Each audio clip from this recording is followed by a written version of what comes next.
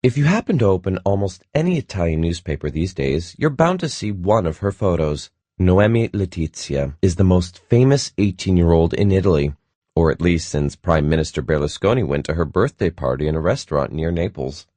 On the 28th of April, the daily newspaper Repubblica reported that the Prime Minister had been present at Noemi's party. Up until this point, the girl was unknown.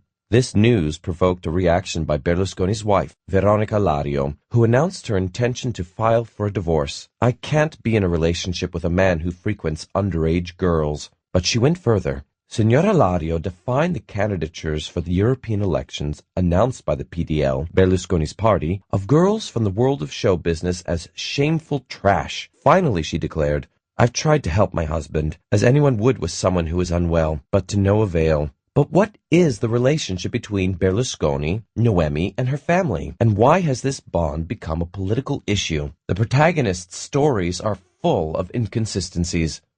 How many times did Berlusconi meet Noemi Letizia, and where?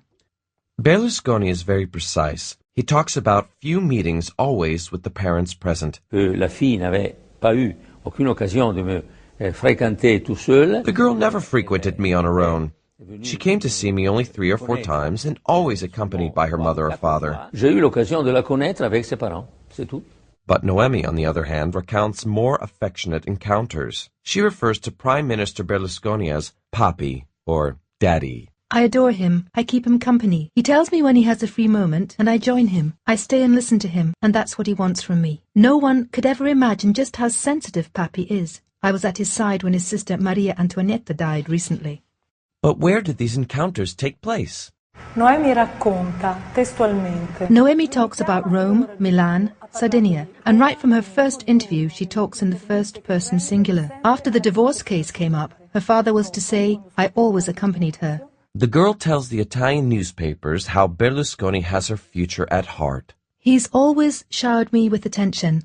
I remember one year he gave me a little diamond, and another time a little necklace. In short, every time he showers me with attention. When I grow up, I'd like to be a TV star, but I'm also interested in politics. I'd like to stand in the elections for the Chamber of Deputies. As far as the Parliament's concerned, Papi Silvio will see to that." When did Berlusconi decide to attend Noemi Letizia's party?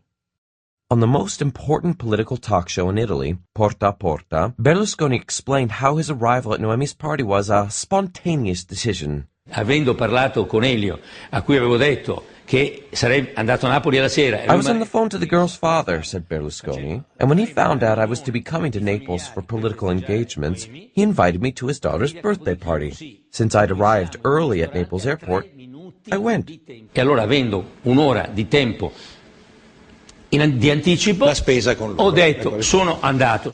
The restaurant owner confirmed that his arrival was unexpected, but Pasquale Cerullo, the party photographer, recounts that they already knew about Berlusconi's visit that morning. La signora delle pulizie che mi spiegava che già dalla mattinata. When I arrived, one of the cleaners told me that the security services had already been there that morning to carry out a check on the premises and to secure that everything was all right because Berlusconi would be arriving in the evening. They knew he was coming, and I talked to Noemi's mother about when I could take photos, if I should wait for a sign from Berlusconi or not. Berlusconi se era d'accordo o meno che io facessi delle fotografie. When and how did Berlusconi meet Noemi's father, Elio? It's impossible to understand from the declarations given by the Letizia family. Noemi says it's not possible that her father and Berlusconi met through work. The father says that everything started with something that he will always carry in his heart, and this was going to remain an absolute secret. And what does Berlusconi say? Over the next few days, the Prime Minister changed his own story.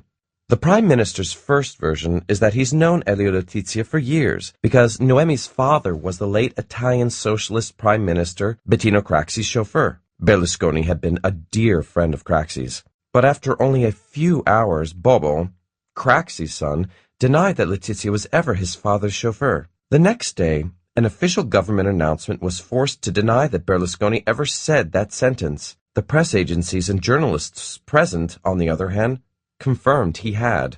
And so here's Berlusconi's second version. Il est dans mon parti. He's in my party. He's always supported me as a politician in Naples. I've known him for years. Berlusconi therefore claims that Elio Letizia is one of his party members. Tra gli esponenti di spicco del vecchio Partito Socialista a Napoli. In Naples, the old socialists and prominent politicians of the PDL, Berlusconi's party, don't know who he is. And here's what they reply in the editorial room of Roma, the historic Neapolitan newspaper. La risposta è secca. La puoi fare a tutti, risponderemo tutti no. La Repubblica newspaper requested an interview with Prime Minister Berlusconi to clear up the contradictions between his declarations and those of the other protagonists in the affair. There was no response from the Prime Minister, so the Roman daily paper published the 10 questions they would have put to him on May 14th. The government's reaction arrived that same morning with a note that talked about a campaign of denigration and of envy and hatred towards the Prime Minister. What do the sentiments of hatred and envy have to do with a journalistic investigation? All over the world where public opinion and autonomous press exist, the contradictions of power and lack of clarity are a natural subject for journalism. But for Prime Minister Berlusconi, any criticism is seen as a betrayal, and questions become the stuff of hatefulness and madness. Berlusconi only knows how to threaten and not explain, and chooses not to reply to our questions. Better to keep silent and refuse transparency and confrontation. This, for a politician, is equal to evasion. We will continue, however, to ask questions just as if we were a normal country.